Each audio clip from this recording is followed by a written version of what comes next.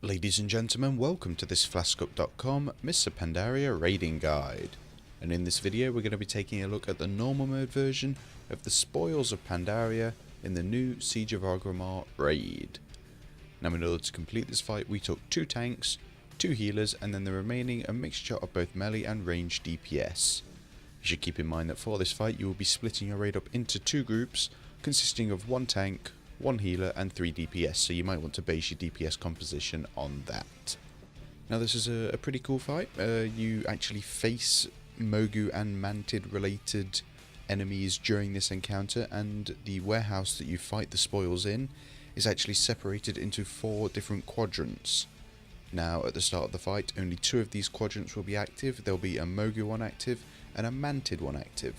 And in order to activate the last 2 quadrants, your raid must separate into 2 groups, jump down into the original 2 quadrants, kill off enough Mogu or Mantid creatures in order to gain, I think it's a total of 50 energy or 100% energy, which will then allow you to activate a lever, which will then allow you to progress further into the next room.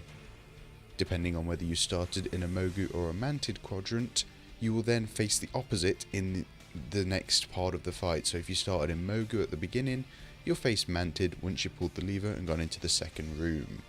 It's also worth noting that you do only have a specific time limit of 270 seconds in order to complete each quadrant.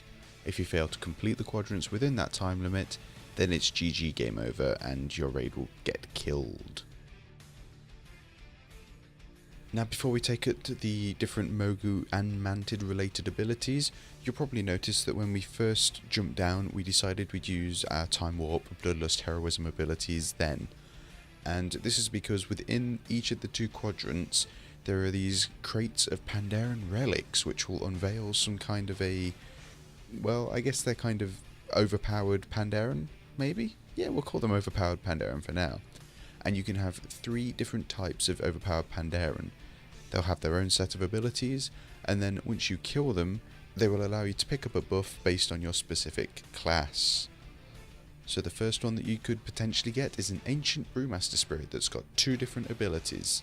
His first ability is called Keg Toss, and this will cause him to throw a keg at a distant target, which will inflict 150,000 nature damage to anyone within 5 yards, and also slow anyone that gets hit by 50% for 15 seconds. Because this is a semi kind of AoE ability, you want to make sure that you are spread out at all times during this fight. His next ability is called Breath of Fire, and this will cause him to bellow out a channel of fire for 6 seconds, which will inflict 250,000 fire damage. Now if the target does have the Keg Toss debuff on them, then they are additionally disoriented and will take 50,000 fire damage every second for 6 seconds. You don't really want this to happen, so your tank should make sure that the Brewmaster Spirit is facing away from the raid at all times. Now if you do kill the Brewmaster Spirit, he will give a buff to your tank players, and this buff is called Blade of the 100 Steps.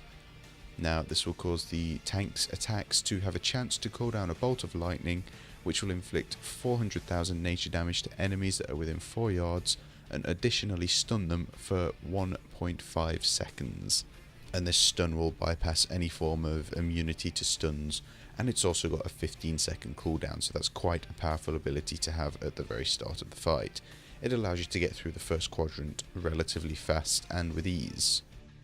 The second type of Pandaren you could get is a Wise Mistweaver Spirit, and this is kind of based on the Mistweaver Monk class to an extent, and he's got 2 abilities you'll have to look out for, and he will grant a buff to your healer rolls. The first ability is called Eminence, and when the monk deals damage, she will heal equal to 150% of the damage she deals. That's just something that you've got to deal with and make sure you kill her off before she does kind of heal herself to full when attacking players. Her next ability is called Gusting Crane Kick, and this will cause her to spin rapidly in a circle, drawing in players that are within 40 yards and inflicting a high amount of physical damage to targets within 10 yards every second for 4 seconds, so that obviously ties in with her first ability, Eminence. You need to make sure that you are moving away from the Gusting Crane Kick as fast as possible. Now when you kill the Wise Mistweaver Spirit, she will drop a buff that, as already mentioned, the healers are able to pick up, and this will cause your heals to have a chance to create a wave of force that will contain 100,000 healing energy which will travel forward 40 yards. Now if any friendly targets are in the wave's path, they will consume the healing energy based on their missing health, and this effect has got an 8-second internal cooldown. Now on top of this, the wave will also damage enemies for 410,000 nature damage. After 2 seconds, or once all the healing energy has been consumed, the wave itself will dissipate, so you need to make sure that you are kind of standing close to your raid so that the wave hits them, and make sure you're facing them as well, so that the wave doesn't go off to the side and get wasted. And the third and final spirit is a Nameless Windwalker spirit. Now, when the Nameless Windwalker spirit dies, it will grant a buff to your damage dealers, and he only has one ability you'll have to deal with, and this is called Path of Blossoms. Now this will cause him to charge a distant target, leaving behind a trail of fiery blossoms, which upon contact will inflict a high amount of fire damage to enemies within 3 yards. Now these blossoms, or the trail of blossoms, will linger for 30 seconds. Additionally, when he's completed the charge, he will cast Mass Paralysis, and this will stun any remaining targets that are within 3 yards for 6 seconds, so you need to move away from where he's charging basically. Now when you kill him, he will allow your damage dealers to gain a buff, which I've already mentioned, and this will cause their attacks to have a chance to damage a target for 99,000 fire damage, and this has a 5-second internal cooldown. So now we're going to move on to take a look at the Mogu Quadrant and how you should deal with the abilities there. Now what you will notice is that there's a range of different crates within the quadrants, and you have to click on these in order to open them and spawn the mobs, so you kind of have a choice of what you are able to activate and when you want to activate them. In the massive crate of goods, which is the biggest of the big crates, you will have a chance to spawn one of 4 different Shadow TN Elder Council members. Now these all share an ability called Return to Stone, which will drain some of the life from players, which will knock them back and inflict 75,000 shadow damage, and it will also form a stone statue of that player from that essence. Now these statues will frequently strike the ground, inflicting 150,000 physical damage and stun anyone that gets hit by it. These statues are kind of a high priority to be killed, because they will cast an ability called Strength of the Stone, which will increase their damage dealt by 10%, and an additional 10% for each stone statue that is alive. So yeah, as soon as these stone statues don't have much health, so you need to make sure they are killed quite fast. Now the 4 council members are called Junwei, Zhu Yin, Xianglin, and Kun Da. And these all pretty much have the same abilities, just they are different types of damage. So you've got Shadow, Fire, Jade Flame, and nature damage, and pretty much whenever they use one of their 4 abilities, you need to make sure you're not standing near them. If you are ranged, if you're melee, you can't really help it, as their abilities will deal damage to anyone that is quite close to them. Now the next type of crate is a stout crate of goods, and these are the smaller crates, but they're not the smallest of the small. And if you open these, you have a chance to get one of 2 different mobs spawning, and the first mob is a modified Anima Golem. Now if you think back to the Dark Animus encounter, their first ability is a little bit like that, and it's called Matter Scramble, and this will create several little red void zones on the ground, and what you need to do is get players to go and stand in these as fast as possible, and it will swap the players' positions with other people that are standing in other void zones. So it's kind of like Matter Swap on Dark Animus, but it's not something you dispel, it's something you have to stand in. If there is a void zone with no player standing in it, then it will inflict a high amount of fire damage to everyone that's within 90 yards, so you need to make sure people do move into these as a matter of priority. Now as well as this, the Anima Golem will cast an ability called Crimson Reconstitution, I believe that's how you pronounce it anyway, and this will create voids of magic around nearby units for 45 seconds, and anyone that remains within the void are healed for 10% of their maximum health every second. So it's kind of a useful ability to you, and definitely something that could be useful to your tanks. You just need to make sure that you don't let any of your enemy mobs go into these areas of healing goodness, as we'll call it. And the second mob that can spawn in the stout crate of goods is a Mogu Shadow Ritualist, and these have got 3 different abilities. The first one is called Torment, and it will torment a target with a debuff, which will deal a small amount of shadow damage immediately, and then additional shadow damage every second until this debuff is dispelled, and this damage will increase over time. Now every time you dispel the torment debuff, it will jump to a nearby target and it will inflict the initial damage, and the damage over time will reset, so it will start off low and build up to high again, and torment will be removed altogether once the Mogu Shadow Ritualist has been killed. So the torment debuff can become a bit of a pain. Your healers do need to judge when they are able to no longer heal through the damage, and that's when they should dispel it. It's kind of unfortunate if you get 2 of these Shadow Ritualists spawning, especially if you have any of the little anima golems up as well, as you can't stack up to AoE heal. You just need to make sure that you are killing the Shadow Ritualists as a matter of priority. Now their next ability is called Forbidden Magic, and this will inflict a high amount of arcane damage every second while it's being channeled. The keyword there being channeled. This ability should be interrupted as soon as it starts being cast. And their final ability is called the Mogu Rune of Power, and this will spawn a Rune of Power on the ground, kind of like what mages can create, and anyone that is standing within it will gain increased melee, ranged and spell haste by 100%. Naturally, you want your players to be standing in these as often as possible due to the buffs that they'll gain from it, and make sure that no enemies are standing in it at all during the fight. Now the final crate type is the Lightweight Crate of Goods, and within these you've got a chance of spawning one of 3 different mobs. The first mob is an animated stone Mogu, and these have got 2 abilities that you're going to have to deal with. The first one is called Harden Flesh, and this will harden the flesh of targets over a period of 10 seconds, which will inflict 20,000 physical damage every second and slow them by 30%. Now this effect also stacks and can also be dispelled, so it should be dispelled as soon as possible. The next ability is called Earthen Shard, and it will summon a shard of earthen material that will strike a target for a moderate amount of nature damage. Now this ability can be interrupted, and I should also mention that Hardened Flesh can be interrupted and should be interrupted when possible. If it goes through, then your healers have just got to simply heal through the damage. The next type of mob that can spawn is a Burial Urn, and this doesn't actually do anything other than spawn Sparks of Life. Now these will periodically pulse electric damage, which will inflict a high amount of nature damage to anyone that is within 4 yards. Once you kill the Spark of Life, it will invoke a Nova, which will inflict a high amount of nature damage to anyone that is within 8 yards of it. Ideally, what you want to do before you start killing off any Sparks of Life is make sure the Burial Urns are killed first. Otherwise, you're just going to be wasting your time and constantly killing the Sparks. It kind of becomes a bit of a waste of time.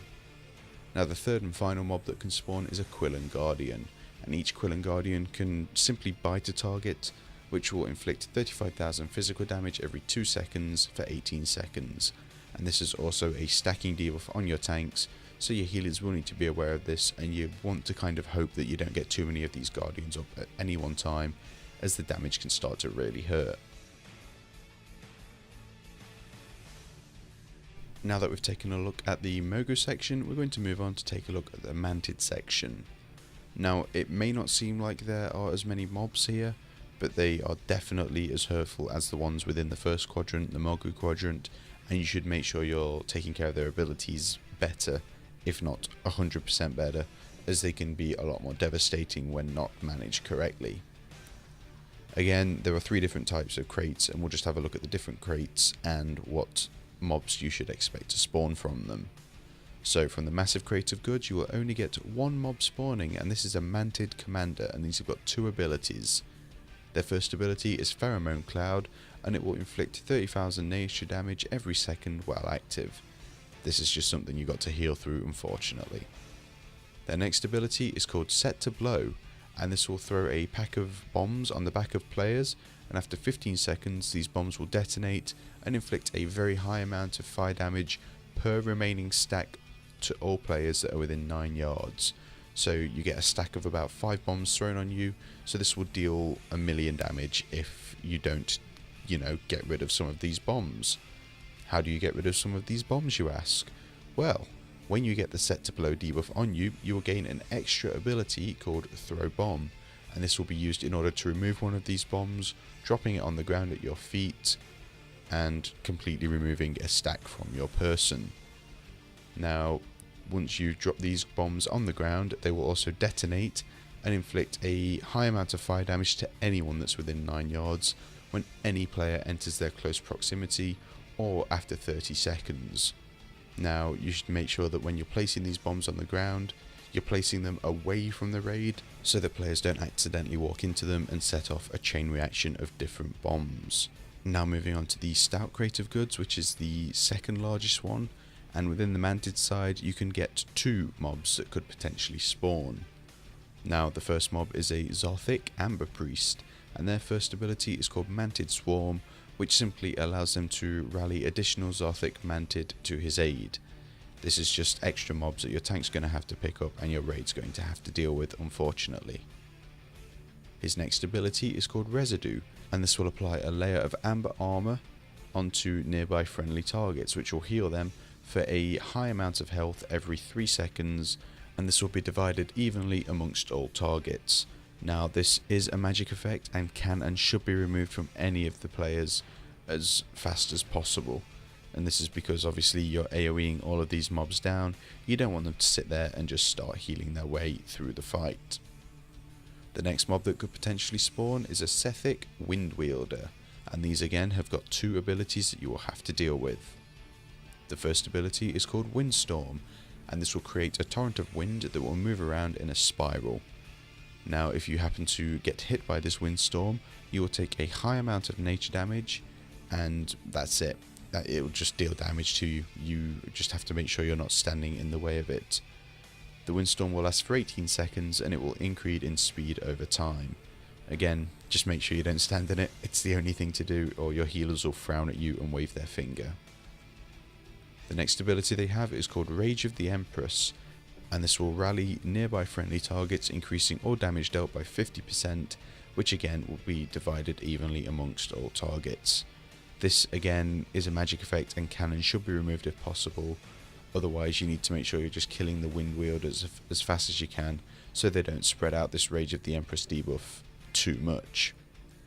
And finally moving on to the lightweight crate of goods, which is the smallest type, and here you have got 3 different kinds of mobs that you will have to deal with.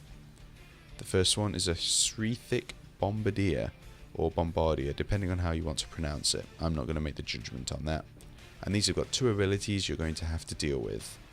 The first one is called Gusting Bomb, and this will cause them to slide a bomb towards a distant target, which will inflict a moderate amount of nature damage to anyone that is in 5 yards of that target. Now these bombs will also leave behind a trail of wind, which will additionally inflict a high amount of nature damage every second for 25 seconds. So you need to make sure it's kind of like the trail of blossoms from the friendly NPC that you kind of kill. You just need to make sure you're not standing in it and stay spread out so that additional people aren't taking damage from the Gusting Bomb. His next ability is called Throw Explosives, and this will cause him to throw specialized bombs that will immediately explode, dealing a moderate amount of physical damage to all targets within 2 yards. Again, another reason to not really stack up, and your melee need to be careful here as well, making sure they're not stacking up on top of each other so they can, attack the bosses from behind or whatever it is they like to do. The next mob that can spawn is an Amber Encased Kunchong, and these have only got 1 ability that you will have to deal with, and this is called Encapsulated Pheromones. Now the Kunchongs will periodically expel a trail of pheromones in the direction of nearby foes, and this pheromone trail will inflict a moderate amount of fire damage every second to anyone that is standing in it. Again, this is just a simple don't stand in that World of Warcraft mechanic. You just do what it says on the tin, you don't stand in it. And the final mob that you'll have to deal with in the Mantid Quadrant is a Korthic Warcaller, and these have got 1 ability called Enrage, and this will periodically enrage, increasing all damage dealt by 200%, but also decreasing its movement speed. Now, when it is enraged, its attacks will also have a chance to shatter the armor of his target, so your tank hopefully, decreasing their armor by 20% for 1 minute, and this is also a stacking debuff. Now the key term there was its movement speed will be decreased, and what you need to do here is make sure you're kiting these as well as you can, otherwise because the other tank won't be there for you to tank swap, you need to make sure that you're not getting too many stacks of the armor reducing debuff.